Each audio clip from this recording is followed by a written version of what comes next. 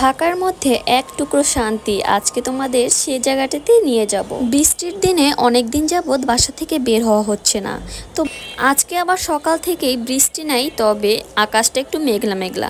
তাই ভাবলাম একটু বাসার আশেপাশেই কোথাও ঘুরতে যাই, যেখানে গেলে মনটা একটু ভালো হয়ে যাবে। তো বলতে বলতে চলে আসলাম আমাদের বাসার কাছেই এই সুন্দর প্লেসটি। ঢাকার ড্যামরা রোড থেকে কোনাপাড়া যেতে হবে, কোনাপাড়া থেকে ধার্মিক পাড়া। ছুটির দিনে এটি একটি জনবহুল একটি জায়গা, অনেক মানুষই এখানে আসে ঘোরার জন্য। তো আমরাও চলে গিয়েছিলাম, যেহেতু বাসার কাছে থাকায় একটু সুবিধা হয়েছিল। এখানে ছিল নৌকা রাইড সহ আরও অনেক বেশি রাইড। তো আমরা প্রথমেই গিয়েছিলাম নৌকাতে চড়তে পানির মধ্যে অনেক বেশি কিন্তু ভালো লাগে। তো নৌকায় উঠে কিছু ছবি তুলে নিলাম, আর পরিবেশটা দেখো কতটা বেশি সুন্দর। কোনো প্রকার এডিট ছাড়াই ছবিগুলো এত সুন্দর এসেছে পরিবেশের কারণে। এত সুন্দর মেঘ আর আকাশে কি সুন্দর একটু রোদও ছিল, সাথে আমরা ছিলাম নৌকার মধ্যে শীতল হাওয়া বাতাসটাও অনেক বেশি ভালো লাগছিল, সাথে পরিবেশটাও অনেক বেশি উপভোগ করছিলাম। আসলে প্রিয়জনের সাথে সুন্দর কিছু মুহূর্ত কাটাতে কিন্তু সবারই ভালো লাগে। আর যখনই আমাদের ঘোরার কোনো প্লেস পাই না, তখন মাঝে মাঝে এখানে আমরা চলে যাই, যাতে মাইন্ডটা রিফ্রেশিং হয় আর বাচ্চাকে নিয়েও একটু ঘুরে আসতে পারি।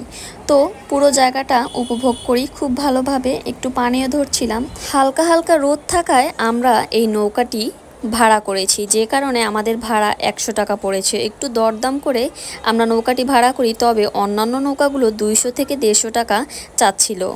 এই মাথা থেকে ওই মাথা তারা তাদের সময়ের মধ্যে ঘুরিয়ে নিয়ে আসবে, এর মধ্যে 100 থেকে 200 টাকা পর্যন্ত দিতে হয়। নৌকাতে আমরা ঘোরার পরে চলে আসলাম অন্য সাইডে।